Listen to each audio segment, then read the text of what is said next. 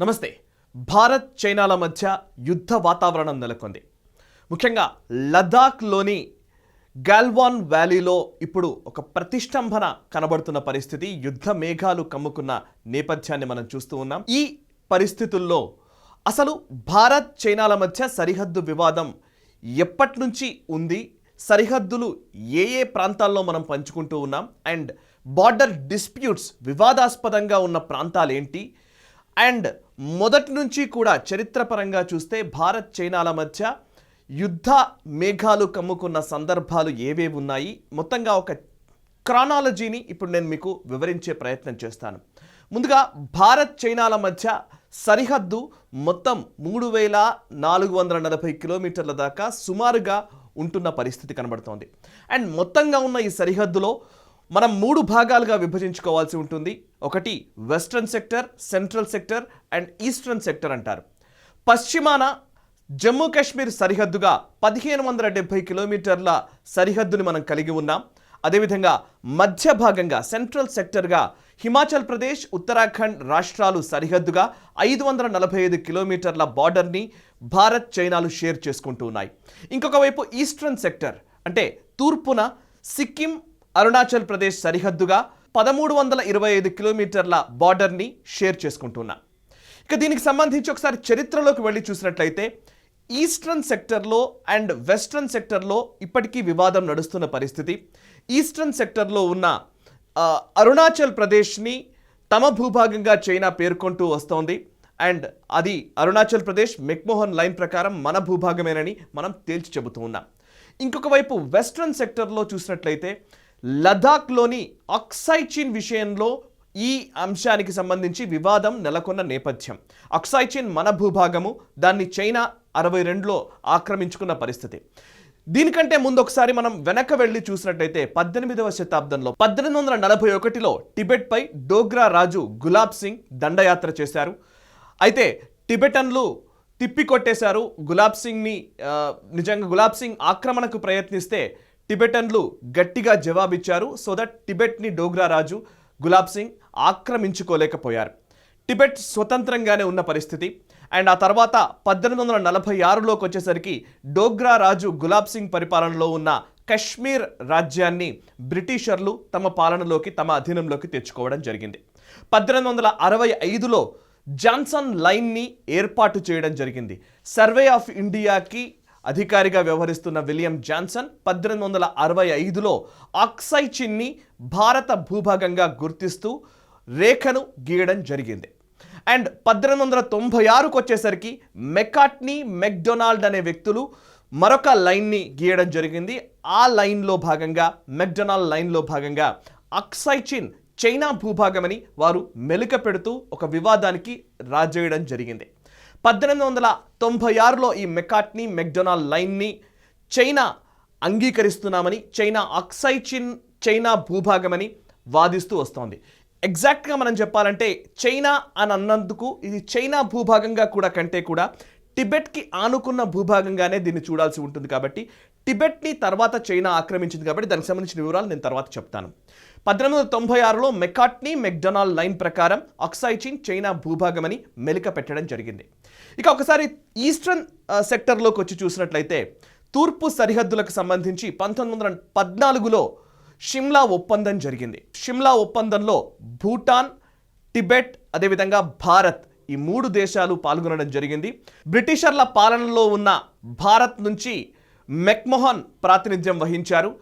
McMahon Tibet, భూటాన్ల అంగీకారంతో McMahon రేఖను గీయడం జరిగింది. మెక్మోహన్ రేఖ ప్రకారం అరుణాచల్ ప్రదేశ్ భారత భూభాగంగా ఉంటుంది.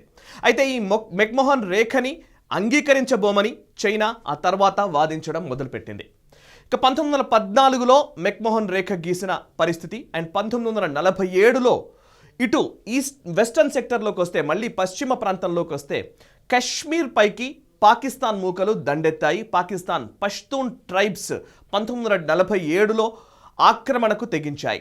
1948లో కాల్పుల విరమణకి మనం 2 ప్రభుత్వాలు అంగీకరించడం జరిగింది. 47-48 మధ్య కాలంలో పాకిస్తాన్ ఆక్రమిత జమ్మూ కాశ్మీర్, దాన్నే మీరు గిల్గిట్ బాల్టిస్తాన్, అదేవిధంగా ముజఫరాబాద్ ఏరియా అండ్ నీలం వ్యాలీ ఇవంతా కూడా పాకిస్తాన్ అధీనంలోకి వెళ్ళిన పరిస్థితి. అప్పటి ప్రధాని నెహ్రూ యునైటెడ్ నేషన్స్ ఐక్యరాజ్య సమితిని ఆశ్రయించడంతో వారు యథాతథ స్థితిని అమలు పరచాలని పేర్కొనడం జరిగింది. అంటే స్టేటస్ కో ఎంత దూరం వరకు అయితే పాకిస్తాన్ ఆక్రమించిందో అంత దూరం వరకు పాకిస్తాన్ పోస్ట్ని అండ్ ఇండియా ఆధ్వర్యంలో ఇండియా దగ్గర ఉన్న భూభాగాన్ని ఇండియా అధీనంలో ఉండే విధంగా ఒక ఎల్ఓసిని ఏర్పాటు చేయడం జరిగింది. దాన్నే లైన్ ఆఫ్ కంట్రోల్ అంటారు. 1948లో ఈ ఎల్ఓసి ఏర్పాటైంది. ఇక 1950కి వచ్చేసరికి టిబెట్ని చైనా ఆక్రమించుకుంది. అంతకుముందు సివిల్ వార్ నేపథ్యము, చైనా జపాన్ కాలనీగా ఉన్న నేపథ్యంలో జపాన్కి వ్యతిరేకంగా ఒక సివిల్ వార్ జరిగిన పరిస్థితి. ఆ సివిల్ వార్ జరిగిన తర్వాత 1949లో పూర్తిగా చైనా కమ్యూనిస్ట్ పార్టీ ఆధ్వర్యంలో చైనాలో ప్రభుత్వం ఏర్పడింది. 1950కి వచ్చేసరికి టిబెట్ని చైనా ఆక్రమించుకుంది. టిబెట్ని చైనా ఆక్రమించుకున్న తర్వాత 1954 నుంచి అక్సై చిన్లో, టిబెట్ని ఆనుకొని ఉన్న అక్సై చిన్ ప్రాంతంలో రోడ్ల నిర్మాణానికి పూనుకుంది చైనా ప్రభుత్వం.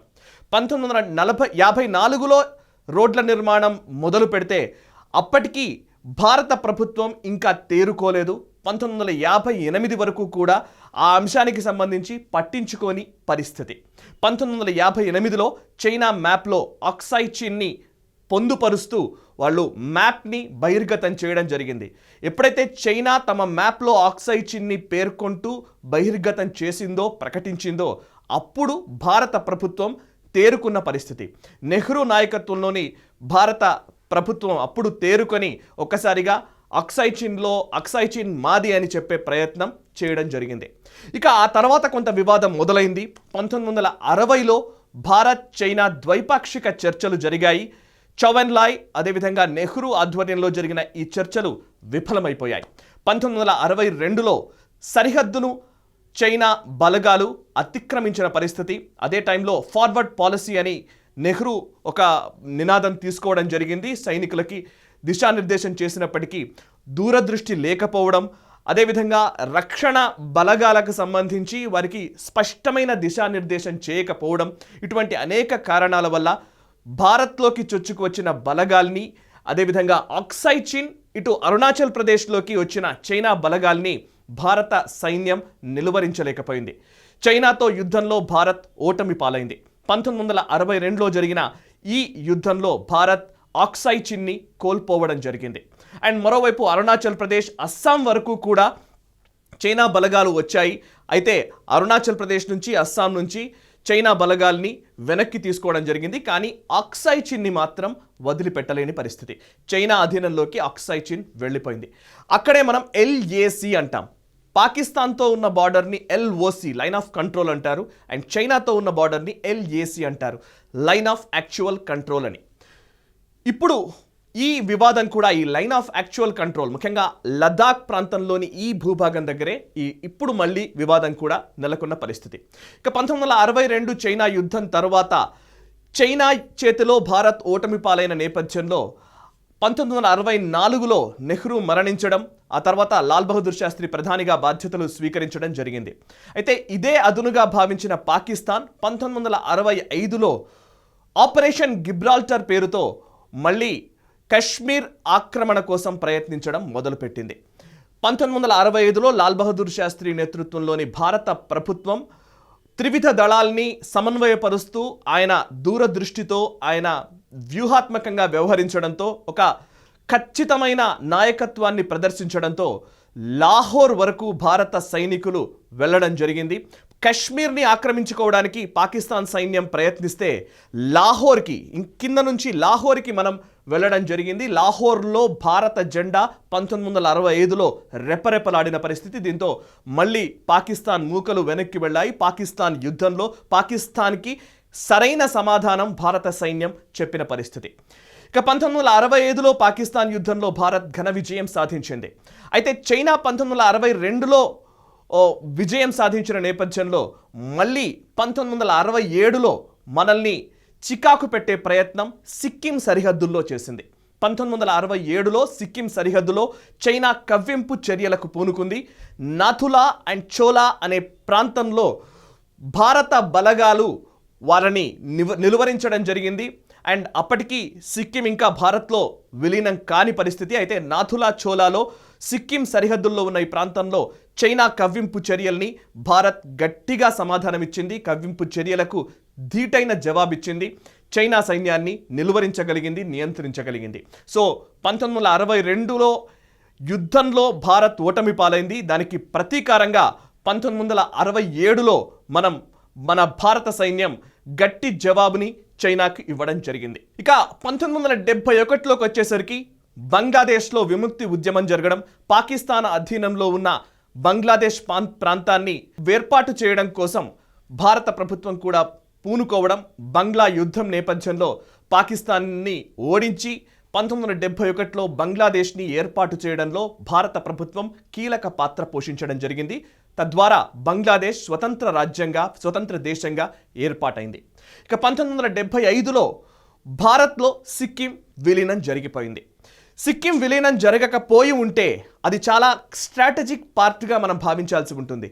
సిక్కిం ఆనుకొనే సిలిగురి కారిడార్ అంటారు. అది కనుక కరెక్ట్గా కట్ చేస్తే, దాన్ని చికెన్ నెక్ అని కూడా అంటారు, దాన్ని కట్ చేస్తే, సిక్కింకి ఆనుకొని ఉన్న ఆ చిన్న భూభాగాన్ని కట్ చేస్తే మన నార్త్ ఈస్ట్కి వెళ్ళడానికి, ముఖ్యంగా ఈశాన్య రాష్ట్రాల్లోకి వెళ్ళడానికి కూడా సమస్యాత్మకంగా ఉంటుంది. సో అంత వ్యూహాత్మకమైన సిక్కిం రాష్ట్రాన్ని 1975లో మన దేశంలో విలీనం చేసుకోవడం జరిగింది. ఇక 1984కి వచ్చేసరికి మీరు కశ్మీర్లోని మ్యాప్ని గమనిస్తే, కశ్మీర్కి సంబంధించిన మ్యాప్లో గిల్గిట్ బాల్టిస్తాన్, అదేవిధంగా ముజఫరాబాద్ ఏరియాలు పాకిస్తాన్ అధీనంలోకి వెళ్ళిన పరిస్థితి. ఆ తర్వాత స్టేటస్ కో ఉండడంతో మనం పిఓజేకే మన ప్రాంతం అయినప్పటికీ మనం ఏమీ చేయలేని స్థితిలో గత కొంతకాలంగా ఉన్నాము. అండ్ పిఓజేకేని ఆక్రమించుకోవడం కోసం, పిఓజేకే మన అధీనంలోకి తెచ్చుకోవడం కోసం భారత ప్రభుత్వం ఇప్పుడు సన్నాహాలు చేస్తోంది, వ్యూహాత్మకంగా వ్యవహరిస్తున్న పరిస్థితి. అయితే గిల్గిట్ బాల్టిస్తాన్లో భాగంగా ఉన్నటువంటి షక్స్గమ్ వ్యాలీని చైనాకి పాకిస్తాన్ ధారాదత్తం చేసింది. అత్త సొమ్ము అల్లుడు దానం చేశాడు అన్నట్టుగా మన భూభాగాన్ని పాకిస్తాన్ ఆక్రమించుకొని చైనాకి ధారాదత్తం చేయడం జరిగింది. ఆ షక్స్గమ్ వ్యాలీకి ఆనుకొని ఉన్న ప్రాంతమే స్ట్రాటజిక్ ప్లేస్, సియాచిన్ గ్లేషియర్ అంటారు. సియాచిన్ గ్లేషియర్ గురించి మనం అనేక వార్తా కథనాలు చూస్తూ ఉంటాం. -50 డిగ్రీస్ సెంటీగ్రేడ్లో కూడా, అత్యంత శీతలమైన వాతావరణంలో కూడా, స్నోఫాల్ విరివిగా జరుగుతున్న టైంలో కూడా, ప్రతికూల వాతావరణ పరిస్థితుల్లో కూడా మన భారత సైన్యం అక్కడ భారత పోస్ట్ని ఏర్పాటు చేసుకొని అక్కడ పహారా కాస్తూ ఉంటుంది. ఆ సియాచిన్ గ్లేషియర్ని 1984లో ఆపరేషన్ మేఘ్దూత్ అనే ఆపరేషన్ ద్వారా మన భారత పోస్ట్ని ఏర్పాటు చేయడం జరిగింది. ఇక 1984లో ఆపరేషన్ మేఘ్దూత్ ద్వారా ఈ సియాచిన్ గ్లేషియర్ అనే ప్రాంతం భారత పోస్ట్ ఏర్పాటు చేసుకోవడానికి అనువుగా మార్చుకోవడం జరిగింది. సియాచిన్ గ్లేషియర్కి ఆనుకొని ఉన్న కొంత దూరంలోనే ఉన్న ప్రాంతం దౌలత్ బేగ్ ఓల్డీ.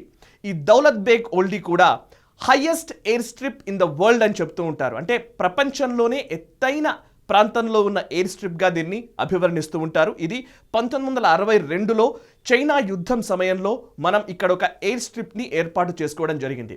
ఆ air strip Daulat Baig oldie air strip అంటారు. ఆ ఎయిర్ స్ట్రిప్ని 1965లో వాతావరణ ప్రతికూల పరిస్థితులు ఉండడంతో మూసివేయడం జరిగింది. 1962లో చైనా యుద్ధం సమయంలో ఏర్పాటు చేసుకున్న ఈ ఎయిర్ స్ట్రిప్ 65లో మూసివేయడం జరిగింది.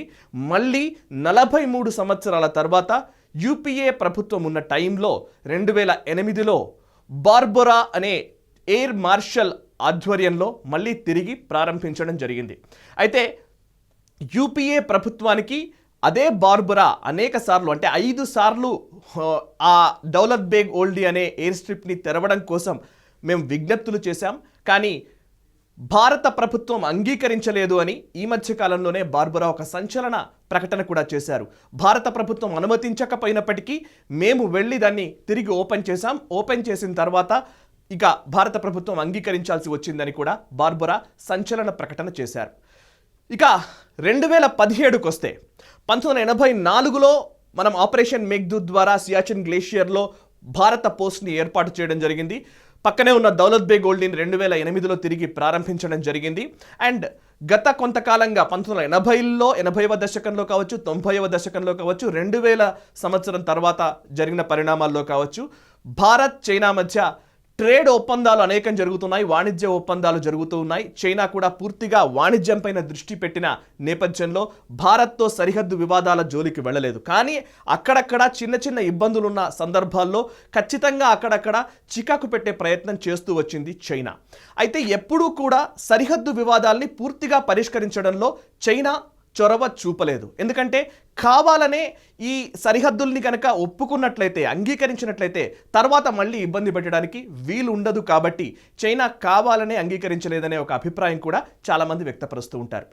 ఇక 2017లో భూటాన్లోని డోక్లాం ప్రతిష్టంభన మనం చూసాం.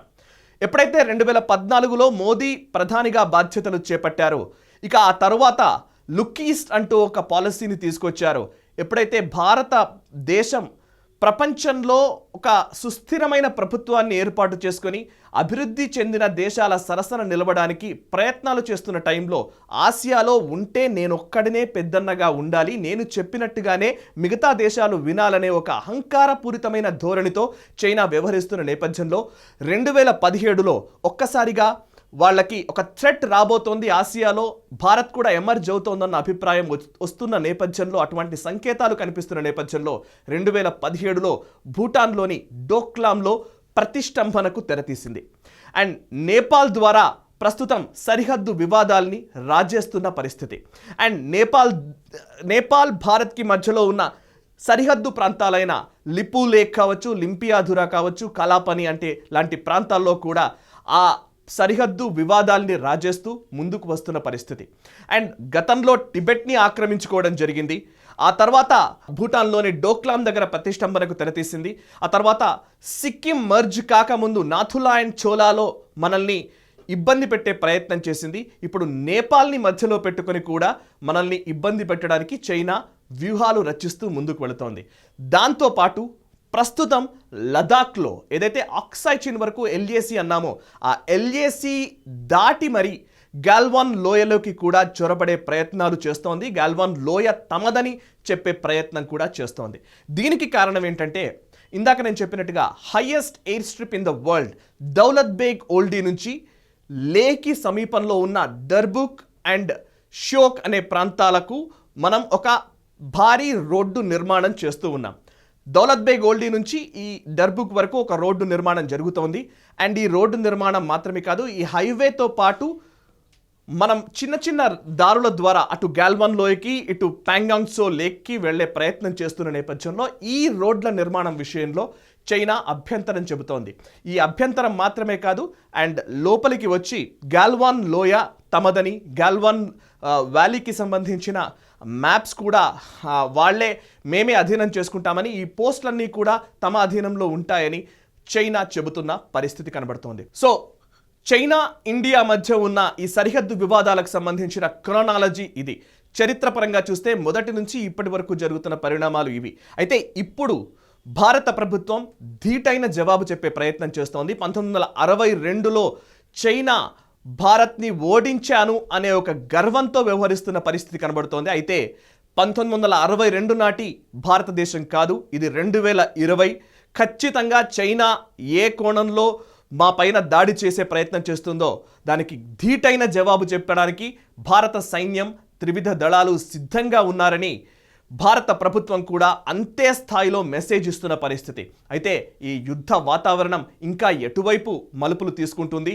భారత్కు మిగతా దేశాలు, అమెరికా కావచ్చు, జపాన్ కావచ్చు, ఆస్ట్రేలియా కావచ్చు, ఇజ్రాయెల్ కావచ్చు, ఇలాంటి దేశాలు మద్దతునిస్తాయా? చైనాను నిలువరించే ప్రయత్నంలో ఒక అహంకారపూరిత ధోరణితో, ఆక్రమణవాదంతో ముందుకు వెళుతున్న చైనాను ఎలా నిరోధించగలం, నివారించగలం అనేది లెట్స్ వెయిట్ అండ్ సీ.